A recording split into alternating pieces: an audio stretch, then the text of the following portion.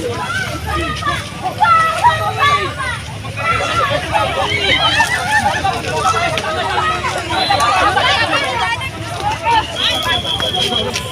merekam kakak saya.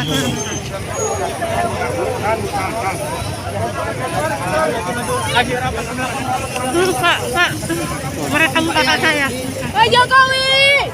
Sabar.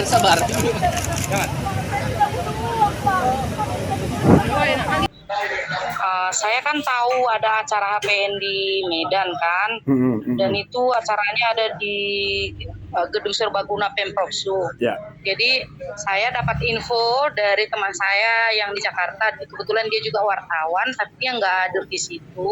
Ya. Jadi saya disuruh ke sana. Nanti kalau misalkan kau nggak bisa masuk ke dalam, ya sudah.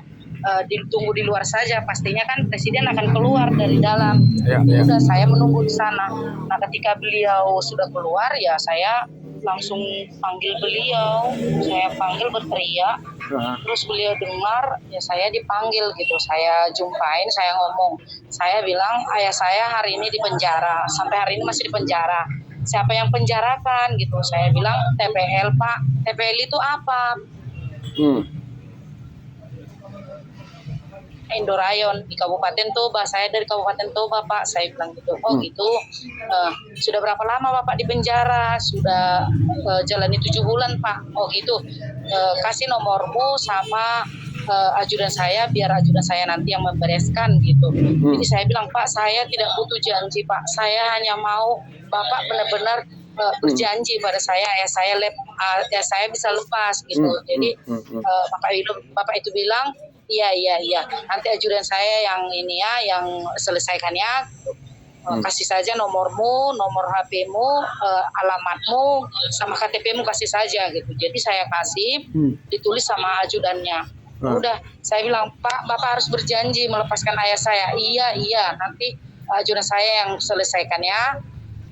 Udah, terima kasih Pak, panjang umur. Saya ucap sama beliau. Udah. Oke. Kan waktu itu kan keputusan dari Pengadilan Tinggi Medan sudah mengatakan bahwa Pak Dirman harus bebas kan gitu ya.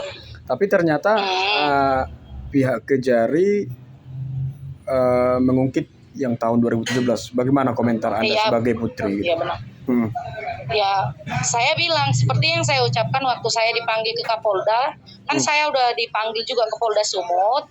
Saya bicara langsung dengan beliau, saya bilang, oke, di tahun 2017 kalian mengatakan berdasarkan ini hasil penyidikan gitu kan, karena memang saat itu waktu pertemuan saya semalam di Polda Sumut ada tim penyidik juga dari Polres Toba kan. Saya bilang, oh berarti kalian yang tim penyidik ya. Saya mau bilang oke, di kasus tahun 2017 kalau memang ayah saya bersalah, kenapa coba kalian harus menunggu 5 tahun dulu baru kalian eksekusi? Saya bilang baru jaksa mengeksekusi. Saya bilang oke, jaksa itu berhak mengeksekusi kasus itu kapan saja mereka mau. Tapi itu nggak masuk akal juga. Di saat ayah saya keluar pembebasan dari pengadilan tinggi, kalian datang mengeksekusi kasus yang lama. Kenapa kalian harus menunggu selama 5 tahun untuk eksekusi kasusnya? Kenapa kalau memang benar-benar menurut negara ini ayah bersalah, kenapa kalian tidak menghukumnya di situ? Putusan dari pengadilan negeri, kalian kenapa tidak tahan? Kalau memang benar-benar menurut negara ayahku bersalah, saya bilang ininya nggak bisa jawab gitu. Jadi waktu saya ngomong dengan di Kapolda sama jajarannya semua yang ada di sana, saya nggak dapat jawaban dari mereka. Jadi saya bilang, saya tidak menyalahkan kalian karena memang mungkin kalian tidak mengetahui ini. Tapi kepada pihak Polres dari Kabupaten Toba, mereka semua tahu kasus ini, saya bilang. Mereka semua tahu kasus ini. Dan jujur, saya tidak percaya dengan mereka. Saya bilang, saya nggak percaya dengan kepolisian. Semua aparat penegak hukum yang ada di Kabupaten Toba, saya tidak percaya.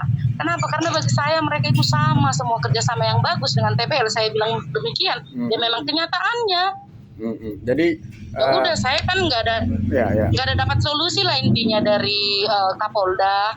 Terus tapi saya dijanjikan sama presiden, saya hanya percaya kalau presiden pasti ini kan menyelesaikan masalah ini. Dan saya udah ajudannya juga sudah ngomong sama saya. Beliau mengatakan kakak tetap berdoa, presiden pasti membantu. Ya udah, saya puas dengan jawabannya. Iya. Jadi kakak sendiri sudah kembali sekarang ke Toba atau gimana, Pak? Kak? Sudah. Oke.